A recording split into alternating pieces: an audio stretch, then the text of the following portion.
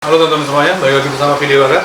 Masih dengan orang yang sama. Di kali ini kita akan membahas terkait ada jalur apa aja yang disediakan oleh si pencatat. Tapi kita akan khusus dulu untuk STD, apa aja yang jalur yang akan dibuka, dan juga tahapan-tahapan selanjutnya yang perlu kalian simak video ini sampai habis.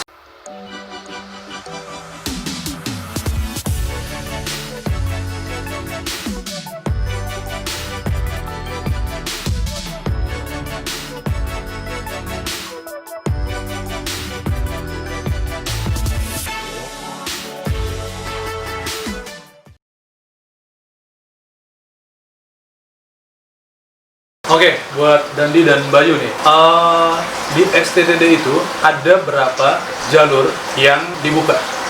Siapa? Tahun 2020 dan sampai ke depannya ada jalur apa aja? Untuk jalur di STTD sendiri itu Kak, mulai dari angkatan 40 itu Kak, hanya membuka jalur pola pembibitan Kak. Pola pembibitan, Siapa? yang nantinya pada saat lulus menjadi ASN Siapa? dengan formasi sesuai dengan yang dipilih jalurnya itu. Siapa? Hanya jalur pola pembibitan. Siapa? Tapi untuk sempat tahu nggak? Untuk sekolah lain itu apa aja yang dibuat? Siapa? Ini menyampaikan Kak. Untuk jalur lain itu biasanya ada yang reguler non pola pembibitan, Oke. sama satu lagi itu ada mandiri Kak. Sama mandiri. Siapa? Itu di luar dari STTD ya? Siapa? Masih dibuka. Bisa dibuka Kak. Bedanya pola pembibitan, reguler, dan mandiri itu apa? Siapa? Ini menyampaikan Kak. Untuk yang paling perbedaan paling besar itu penempatan kerja Kak. Penempatan kerja. Siapa?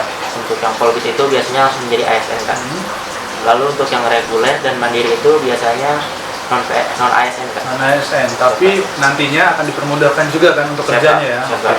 Terkait biaya ada perbedaan nggak sih? Siapa? Menyampaikan Kak. Untuk yang polbit itu biasanya lebih murah Kak. Polbit lebih murah. Siapa? Oke. Walaupun tetap harus mengeluarkan biaya ya. Siapa?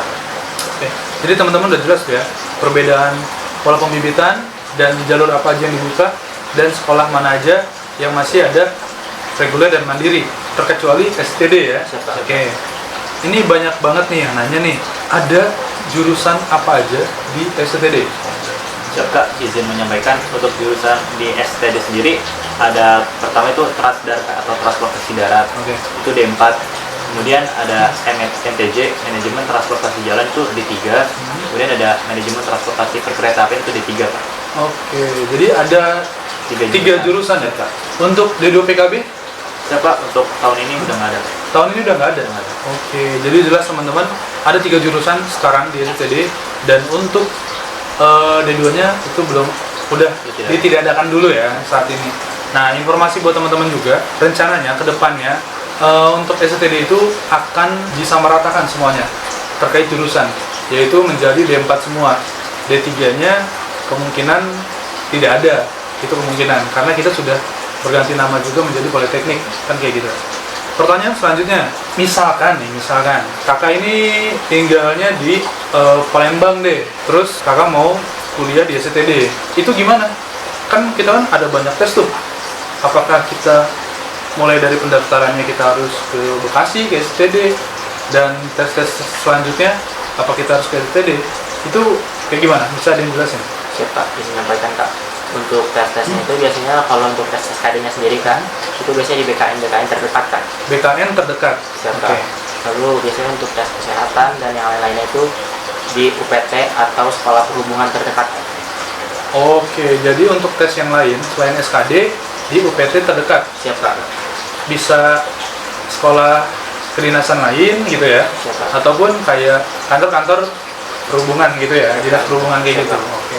Jadi untuk teman-teman nggak usah khawatir kalau kalian tempat tinggalnya jauh dari STD Bekasi. Tempat-tempat terdekat dari daerah kalian itu bisa menjadi tempat tes kalian nantinya, teman-teman. Oke, kita lanjut lagi pembahasan.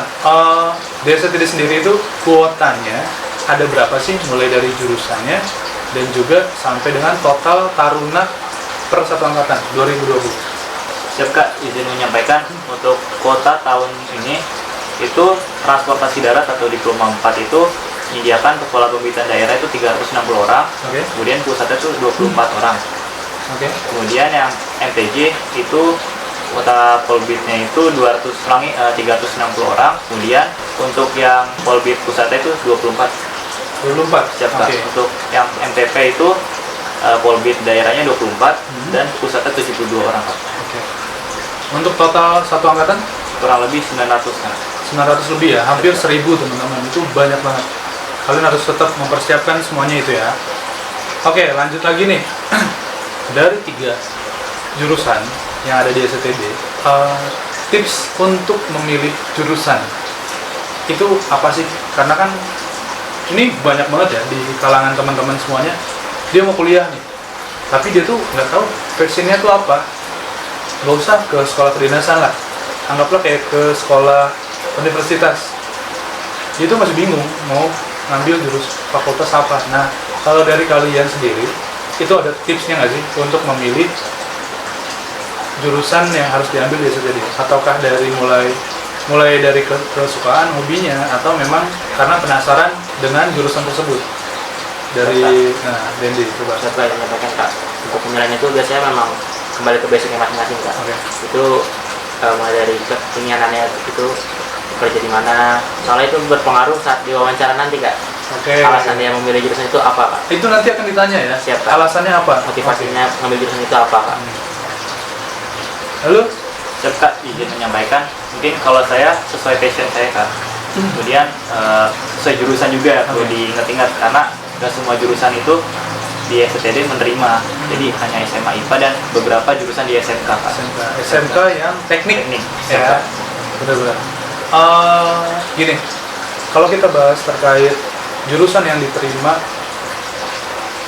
di STD, contohnya SMA harus IPA, IPS belum boleh ya, sampai saat ini belum boleh. SMK itu harus SMK teknik, ya kan?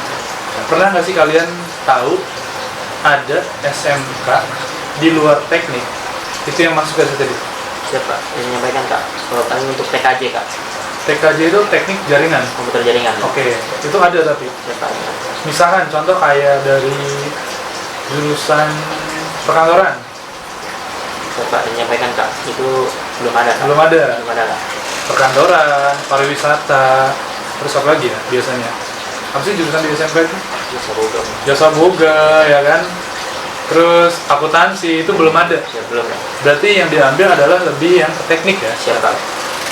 Oke, jadi teman-teman, bagi teman-teman yang sering nanya nih, SMK-nya apa aja sih? Ya itu tadi, khusus untuk yang teknik ya. Baik dari teknik komputer, elektro, dan lain-lain gitu. Untuk kayak yang akuntansi, perkantoran, jasa boga, dan lain-lain, itu masih belum bisa. Dan juga IPS belum bisa ya. Oke teman-teman, itu aja yang kita bahas di video kali ini. Selanjutnya akan ada video-video yang lainnya yang perlu dan penting kalian pantengin. Itu aja yang bisa kita sampaikan. Terima kasih. See you next time.